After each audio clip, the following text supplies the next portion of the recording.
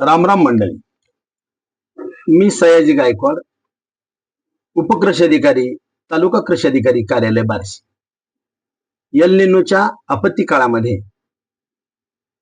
दोन महत्वाचे मुद्दे आपण आज चर्चिणार आहोत।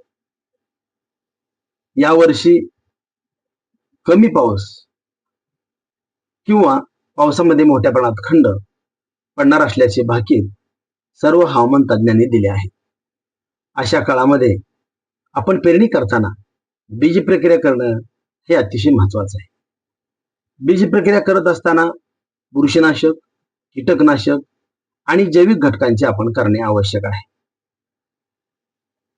कार्बन डायझिम असेल, थायरम असेल किंवा बाजारामध्ये उपलब्ध असलेले कोणत्याही बुरशीनाशकाची आपण जर बीज प्रक्रिया पेरणीवेळेस केली तर खंड कालावधीमध्ये आपलं जे बी आपण पेरलेलं असतं ते न भंडारता अतिशय चांगल्या पद्धतीनं त्याची उगवण होते आणि 10-15 दिवसाच्या गॅपमध्ये सुद्धा आपलं पीक जोमदार वाढून आपले उत्पादन स्थिर राहते। आणि म्हणून आपण बीज प्रक्रिया करणं ही काळाची गरज आहे।